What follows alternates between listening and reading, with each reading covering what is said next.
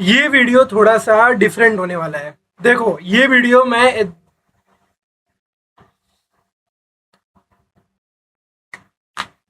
देखो, अगर तुम मुझसे पूछते हो कि तुम सीजेपी को अगर तुम मुझसे पूछते हो कि तुम सीजेपी को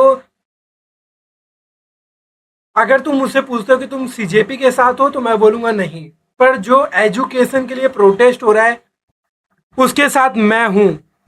अगर तुम पूछोगे कि अगर तुम पूछोगे कि मैं अगर तुम पूछोगे कि मैं अगर तुम पूछोगे कि मैं सीजेपी के साथ हूं तो मैं बोलूंगा नहीं। और अगर तुम पूछोगे कि मैं एजुकेशन के लिए जो प्रोटेस्ट हो रहा है उसके साथ हूं तो मैं बोलूंगा हाँ। और उसके लिए आज मैं अपनी एक बहुत ही ज़रूरी स्टोरी शेयर करने वाला हूं जो मुझे फील हुआ है इस एजुकेशन सिस्टम में रह के। बात स्टार्ट होती है बचपन से। बचपन से तुम्हें पढ़ने के लिए फोर्स किया जाएगा। ठीक है, हम पढ़ते हैं। हम दिन भर, एक छोटा सा बच्चा 7वीं 8वीं 9वीं क्लास का 10वीं क्लास का बच्चा पढ़ने बैठता है और स्कूल जाता है।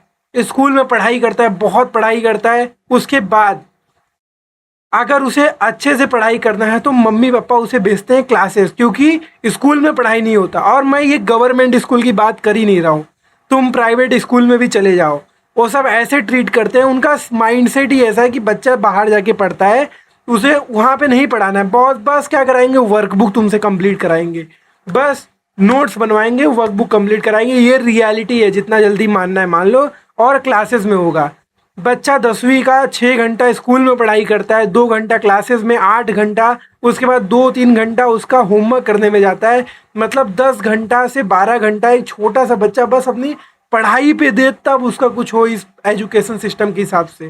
पर होना क्या चाहिए था? होना ये चाहिए था कि बच्चा स्कूल जा रहा है, 6 घंटा स्कूल में दे रहा है, उसके बाद उसे मैक्सिमम चीज़ें नहीं करनी पड़नी चाहिए।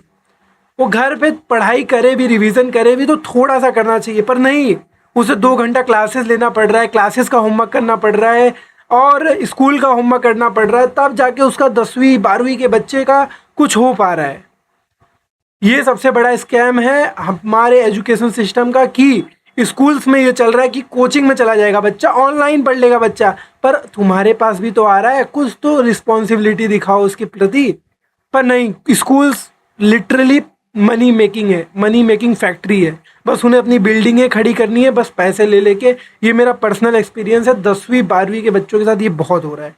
उसके बाद क्या होता है, जब तुम 10वीं कर लेते हो, तुम्हारे मार्क्स आते हैं, तो तुम्हें दो सपने दिए जाते हैं, नीट कर लो, जेई कर लो, यूपीएससी कर लो, 3-4 वही जो होते हैं। मैंने भी किए थे नीट की, मैं भी तैयारी किया था, 2 बार नीट की तैयारी किया था। पर ये सिस्टम ने इतना दिल तोड़ा है ना। देखो, अगर तुम्हें नीट की तैयारी करना है तो तुम्हें 4 सब्जेक्ट चूज करने, 3 सब्जेक्ट, फिजिक्स केमिस्ट्री बायो। मैं और मुझे पसंद था मैथ। पर तुम मैथ लेके तैयारी कर ही नहीं सकते। ठीक है, वो तो बात अलग है, वो अलग टॉपिक है। फिर भी मैंने चारों ले लिया क्योंकि मुझे पसंद था, इसलिए मैंने फिजिक्स केमिस्ट्री मैथ बायो ले लिया। यहीं से स्कैम शुरू होता है। देखो, मैं जो कॉलेज में, मतलब कॉलेज मतलब हमारे यहाँ पे महाराष्ट्र में कॉलेज बोल देते 10 11वीं 12वीं को। तो 11वीं 12वीं में जैसे ही मैं गया वहाँ पे कॉलेज में कुछ पढ़ाई नहीं होती है। बहुत अच्छा कॉलेज रहेगा, डिसेंट महाराष्ट्र का गवर्नमेंट कॉलेज, तब कुछ पढ़ाएंगे, वरना कुछ नहीं पढ़ाते। मैक्सिमम गवर्नमेंट में भी नहीं पढ़ाते हैं 11वीं 12वीं के बच्चों को। ठीक है, तब क्या हुआ कि वहाँ से हमें लेना पड़ता है क्लासेस। और क्लासेस में क्या होता है, मुझे वहाँ जाके पता चला रियलिटी क्या है एजुकेशन सिस्टम की। देखो, अगर तुम्हारे पास पैसा है तो तुम्हें एक अलग से क्लासेस मिलता है। अगर तुम्हारे पास पैसा है तो तुम्हें अलग से पेपर मिलता है कि तुम उस पेपर को दो और तुम्हारे मार्क्स ज़्यादा है। मैं ये कोई एलिगेशन नहीं लगा रहा हूँ, मैं जो देखा हूँ मैं बस वो बता रहा हूँ। मैंने अपने आँखों से जो देखा है, मेरे से कम पढ़ने वाले बच्चे बहुत ज़्यादा मार्क्स लाते थे। और मेरा ये दिल के लिटरली हार्ट ब्रेक हो गया, मैं बता नहीं सकता। तो फिर मुझे पता चला कि तुम देखो क्या होता है कि कॉलेज से टाई अप रहता है क्लासेस का। एक सेकंड, कॉलेज से टाई अप रहता है क्लासेस का। और मैं ये सब क्यों बता रहा हूँ, मैं बताता हूँ। मैं एजुकेशन प्रोटेस्ट को सपोर्ट करने के लिए बना रहा हूँ। मैं ये मेरा ये तरीका है, मैं वहाँ पे आ नहीं सकता, मैं अभी थोड़ा काम में हूँ तो मैं आ नहीं सकता। तो मैंने क्या डिसाइड किया, मैं 12th अच्छे से कंप्लीट किया और मैं साइड में नीट की तैयारी भी कर रहा था। पर मेरा दिल वहीं से टूटना शुरू हो गया कि एजुकेशन सिस्टम में हो क्या रहा है। जिसको देखो वही नीट जेई की बात करता है, यूपीएससी की बात करता है। हाँ, फिर क्या हुआ कि मैंने नीट की तैयारी की, मेरा 12th हो गया, मैं मार्क्स आए मेरे, ठीक है। फिर मैं 1 साल ड्रॉप लिया, मेरा पहली बार नहीं हुआ। फिर दूसरी बार क्या हुआ, नीट का पेपर ही लीक हो गया। मेरा एकदम से ट्रस्ट ब्रेक हो गया। ये 2024 में जो हुआ था ना लीक, उसकी बात कर रहा हूँ मैं। 24 में हुआ था, हाँ 24 में जो लीक हुआ था वही वाला। तो मैं उसे छोड़ दिया और मैं सोचा कि मैं नॉर्मल डिग्री कोई कर लेता हूँ। और ऐसा नहीं है कि मैं कमज़ोर हूँ पढ़ने में, मेरे से कम मार्क्स लाने वाले बच्चे भी बीटेक कर रहे हैं, जा जाके लोगों ने बीटेक किया हुआ है। कंप्यूटर साइंस में कोई कर रहा है, कोई किसी में कर रहा है, ठीक है।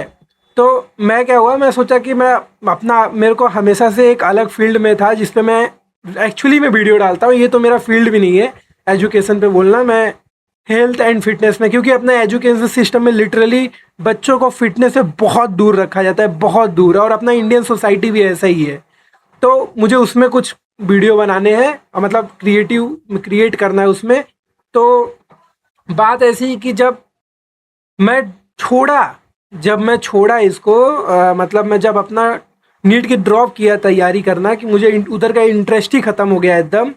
तो मुझे क्या पता चला पता है, तुम पैसा दे के डिग्री ले सकते हो, तुम्हें ना जाना पड़ेगा, मतलब तुम्हें जाना भी नहीं पड़ेगा।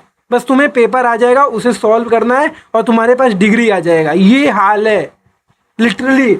मैं चाहता था कि मैं काम, मतलब मैं जो सीख रहा हूँ, जो एडिटिंग होता है और क्रिएटिव फील्ड में पूरा मैं एकदम अच्छे से घुसना चाहता हूँ, तो करता भी हूँ।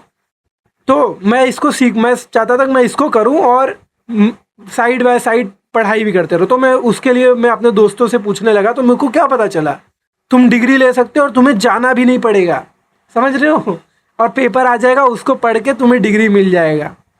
मैं बोला भाई साहब, ये मैं तो चलो मैं मैनेज करूँगा, कुछ ना कुछ करूँगा मैं, तब डिग्री मेरे को मिल जाएगी, मैं पढ़ाई कर लूँगा किसी चीज़ में। पर मेरे को सुनते ही शौक लग गया कि तुम्हें नॉर्मल बीए की डिग्री चाहिए, ऐसे ले लो, बस तुम्हें एक दिन पेपर आ जाएगा। और देखो, मैं किसी पे वो नहीं लगा रहा हूँ, मैं जो देखा हूँ मैं अपनी बता रहा हूँ बस। मैंने जो फील किया, तभी मैंने डिसाइड कर लिया कि मेरे को डिग्री लेनी ही नहीं है। मेरे को डिग्री ले, ऐसा नहीं है कि मेरे को डिग्री करने वाले पसंद नहीं है या कुछ भी है, मेरे को डिग्री लेना था। क्योंकि अपने देश में जो डिग्री लिया रहता है, अपने देश वालों के माइंड सेट में यही है कि वही पढ़ा लिखा रहता है। तो मैंने सोचा था एक सेफ्टी के लिए डिग्री ले लेते हैं। पर मैंने बोला भाई, ऐसी डिग्री का मैं क्या करूँगा जो मेरे को ऐसे ही मिल जाए।